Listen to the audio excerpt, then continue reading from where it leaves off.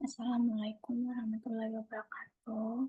Saya Merliana Febiani Astuti, NIM 2211401075, izin mempresentasikan hasil pengerjaan saya, yaitu kasus satu mengenai hati dan pangkat.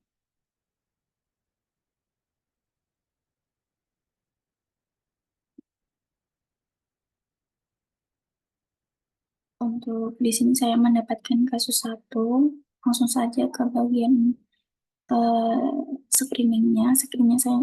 Saya menggunakan MNASF dengan skor 4, yaitu menandakan adanya malnutrisi. Terus untuk asesmennya sendiri, identitas pasien itu ada namanya Tuan S, jenis kelaminnya laki-laki, umur 60 tahun. Terus untuk diagnosanya itu ada fibrosis dan sirosis hati, ensefalopati, gagal ginjal akut, sindrom hepatorenal, dan hiponatremia. Untuk penjelasan mengenai penyakitnya itu, yaitu kondisi yang sering berkaitan dengan kerusakan hati kronis. Fibrosis merupakan tahap awal pembentukan jaringan parut di hati akibat kerusakan berulang. Yang dapat berkembang menjadi sirosis, yaitu kerusakan hati parah dengan jaringan parut meluas yang mengganggu fungsi hati.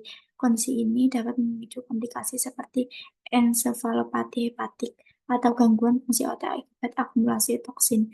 Sindrom hepatorenal yaitu gangguan fungsi ginjal tanpa kerusakan struktural. Terus gagal ginjal akut yaitu penurunan fungsi ginjal mendadak. Nah, yang terakhir ada hiponatremianya, yaitu karena ketidakseimbangan elektrolit berupa kadar natrium rendah dalam darah. Terus untuk data personal yaitu umur 60 tahun, jenis kelaminnya tadi laki-laki. Untuk keluhan utama pasien yaitu penurunan kesadaran, sesak nafas, dan adanya edema pada kaki dan tangan disertai asites. Untuk riwayat penyakitnya sekarang yaitu fibrosis dan sirosis hati, ensefalopati, gagal ginjal akut, sindrom hepatorenal, dan hiponatremia. Untuk penyakit dahulu yaitu hipertensi. Untuk terapi medis yang dilakukan ada plasbumin, kalsium polistiren, sulfanat, spironolakton, propranolol, laksadin, klorapenikol, cefotaxime. Untuk riwayat sosial pasien tidak tertera di dalam kasus. Dan untuk riwayat makan dan gizinya, untuk energinya itu didapatkan hasil 67%, yaitu defisit, protein 79%, yaitu defisit, lemak 54%, yaitu defisit, dan karbohidrat defisit 65%, yaitu defisit. Dari hasil di atas bahwa energi, protein, lemak, dan karbohidrat semuanya hasilnya defisit, yaitu masih kurang dari 80% menurut AKP 2019. Untuk asupan makan dan minum pasien, yaitu frekuensi makan 2 kali sehari, makan utama dengan frekuensi makan selingan 1 sampai 2 kali sehari. Makan utama yaitu ada nasi 2 kali per hari, 1,5 centong. Terus untuk lauk nabatinya untuk lauk hewaninya itu ada mengkonsumsi telur, ayam, bandeng presto, dan ikan gereh. Untuk lauk nabatinya ada tempe, yaitu bisa digoreng atau dibacem, dan tahu itu dibacem. Untuk sayurannya sendiri itu ada sayur bayam, sayur sop, wortel, dan kentang. Untuk snacknya itu ada susu 6 kali 100 cc dihabiskan. Terus ada sari roti 4 lembar. Dan ada lemper 1 buah. Untuk buahnya itu ada buah jeruk, apel, jus jambu, jus mangga. Untuk minuman itu minum teh tawar 1 sampai 2 kali per hari, 1 gelas, dan air putih 2 gelas per hari. Untuk alerginya tidak tertera di dalam kasus.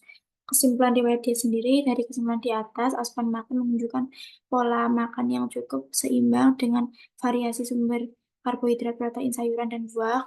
Konsumsi nasi, telur, ayam, ikan, tempe, dan tahu memberikan asupan protein yang baik dari hewan dan nabati. Sayuran dan buah seperti bayam, sop sayur, jeruk, apel, serta jus jambu dan mangga mendukung kebutuhan mikronutrien, meskipun variasi sayur dan buah bisa ditambahkan lagi. Cairan terutama air putih sebaiknya ditingkatkan karena hanya tercatat 2 gelas per hari. Secara keseluruhan pola makan ini cukup baik, namun ada ruang untuk meningkatkan lagi. seperti air putih supaya tidak terjadinya hidrasi dan memperbanyak lagi variasi sayur serta buah untuk kesehatan yang optimal. Untuk pengalaman dia sendiri, pasien belum pernah mendapatkan riwayat edukasi gizi sebelumnya. Terus untuk penggunaan obat yang diresepkan itu ada plasbumin, yaitu albumin manusia untuk mengganti volume darah yang hilang. Terus ada kalsium polistiren sulfonat, itu mengikat kalium dalam usus untuk mengobati hiperkalemia atau kalium yang tinggi. Terus ada spironolakton, yaitu diuretik yang mengurangi retensi cairan dan mengobati hipertensi serta gagal jantung. Terus ada propranolol, yaitu beta bloker yang menurunkan tekanan darah dan detak jantung. Terus ada Lavudin, itu obat pencahar untuk mengatasi sembelit. Terus ada Chloramphenicol, itu ada antibiotik untuk mengobati infeksi bakteri. Bekerja dengan menghambat sintesis protein pada bakteri sehingga menghambat pertumbuhan dan penyebab infeksi. Terus ada cefotaxime, antibiotik cefalosporin untuk mengobati infeksi bakteri seperti infeksi saluran nafas, infeksi saluran kemih, dan infeksi lainnya. Cefotaxime bekerja dengan menghambat pembentukan dinding sel bakteri yang mengarah pada kematian bakteri. Terus untuk pengetahuan atau keterampilan terkait makanan dan gizi itu belum pernah mendapatkan edukasi gizi. Untuk antropometri itu didapatkan TB 163 cm, lila BB-nya tidak diketahui, lilanya 21 cm, panjang umur 24 cm. Untuk pengukurannya itu untuk perhitungan persen lilanya didapatkan 66%, yaitu dinyatakan buruk. Untuk kesimpulannya, berdasarkan perhitungan persen lila, status gizi pasien dikategorikan sebagai gizi buruk karena persen lila pasien sendiri itu kurang dari 70%. Sementara persen lila yang normal itu standarnya berkisar antara 85 sampai 100%. Ini untuk biokimia, untuk eritrositnya rendah, leukositnya tinggi, hematokritnya rendah, HB rendah, albumin rendah, HCT rendah, terus MCHC-nya tinggi, kreatinin tinggi, ureum tinggi, natrium rendah, klorida rendah, GDS pradiabetes, terus untuk USG lower abdomennya itu edema pulmo, radiologinya abdomen, edema pulmo, dan MSCT, kondisi degeneratif. Kesimpulannya, pasien menunjukkan adanya gangguan ginjal akut atau kronik terlihat dari kreatinin dengan ureum yang tinggi. Hiponatremia, peningkatan leukosit yang disebabkan mengindikasikan adanya malnutrisi atau penyakit hati. Pemeriksaan anti-HCV yang reaktif pada monet hari pertama mengindikasikan bahwa pasien telah membentuk antibodi terhadap virus hepatitis C. Pasien juga mengalami edema paru dan asites akibat akumulasi cairan di perut. Terus untuk fisik klinisnya, langsung aja ke kesimpulannya. Hasil pemeriksaan di atas diketahui pasien menunjukkan kondisi malnutrisi dengan kehilangan massa otot dan lemak moderat, serta edema dan asites yang mengindikasikan akumulasi cairan rongga perut, kemungkinan akibat penyakit hati atau ginjal. Pemeriksaan USG abdomen mengkonfirmasi adanya cairan di daerah hepatos, glenorenal, dan kafum pelvis. Pasien juga mengalami gangguan fungsi ginjal dengan output urin, dan defisit cairan tubuh yang signifikan. Selain itu ditemukan spondyloarthrosis cervicalis pada MSCT di kepala. Tekanan darah dan saturasi oksigen pasien dalam batas normal, namun kondisi umum pasien tampak lemah. Untuk diagnosisnya di sini ada NI2.1, asupan oral tidak adekuat berkaitan dengan penyebab fisiologis yang meningkat, kebutuhan yang meningkatkan kebutuhan zat gizi dibuktikan dengan presentasi asupan yang masih kurang dari rekomendasi pemenuhan. Energinya 67%, protein 79%, lemak 64%, dan karbohidrat 65%. Terus untuk NI5.4, kebutuhan zat gizi seperti cairan dan natrium berkaitan dengan difusi ginjal dibuktikan dengan edema dan asites. Untuk NI5.4, penurunan kebutuhan protein berkaitan dengan difusi ginjal atau gagal ginjal akut dibuktikan dengan ureum dan kreatinin yang tinggi. Terus ada NC 4.1.2, yaitu malnutrisi akibat penyakit kronis berkaitan dengan fisiologis yang menyebabkan peningkatan kebutuhan karena penyakit sirosis hati yang diderita pasien dibuktikan dengan kehilangan lemak subkutan dan kehilangan massa otot serta edema dan asites. Terus ada NP1.1, kurangnya pengetahuan tentang makanan dan gizi berkaitan dengan kurangnya edukasi sebelumnya berkaitan dengan gizi dibuktikan dengan asupan makan pasien yang kurang baik. Untuk intervensi gizinya, tujuannya sendiri membatasi asupan protein dan lemak untuk pasien, memberikan penyuluhan mengenai gizi kepada pasien, membatasi konsumsi natrium dan cairan bagi pasien, dan menghindari penurunan berat badan. Untuk prinsip dietnya sendiri yaitu memberikan frekuensi makan 3 kali utama, 3 kali salingan, terus memberikan makanan berbentuk lunak. Untuk syaratnya memberikan energi sesuai dengan kondisi penyakit pasien yaitu 35 kcal per kg per hari. Terus memberikan kecukupan protein 1 gram per kg per hari. Terus memberikan lemak 20% dari total energi dan mencukupi kebutuhan karbohidrat dengan rumus Gala-Bay difference. Di sini untuk perhitungannya energinya mendapatkan 1610 kcal, ada lemaknya 35,7 gram, proteinnya ada 148 kcal,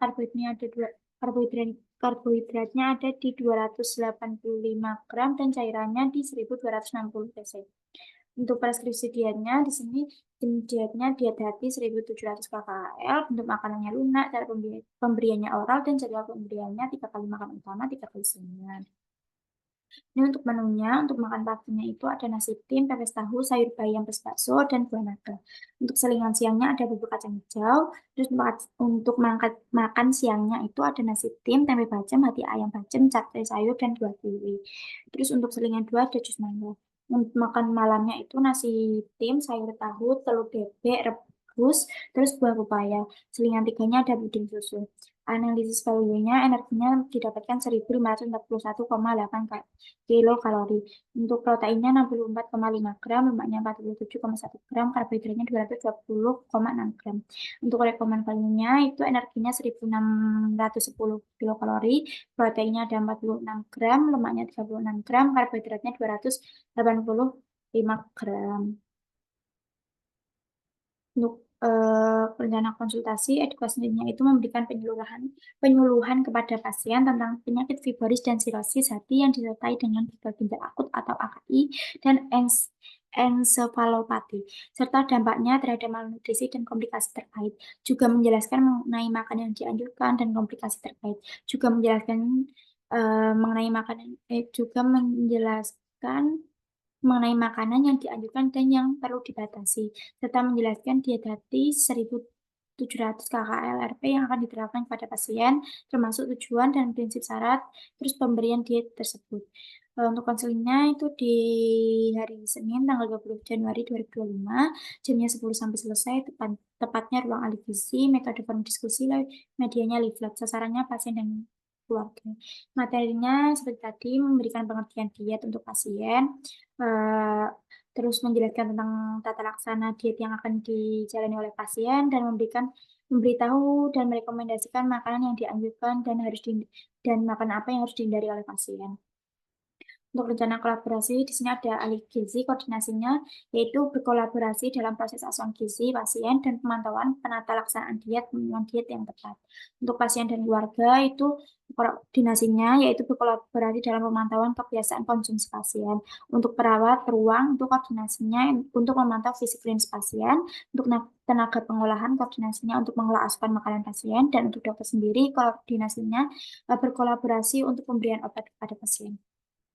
Untuk monitoring dan evaluasi untuk antropometrinya yang diukur itu ada berat badan, pengukurannya 1 minggu sekali, evaluasi targetnya memantau supaya tidak ada penurunan berat badan. Untuk biokimianya yang diukur ada ureum, kreatinin, HB, HCT, albumin, natrium, leukosit.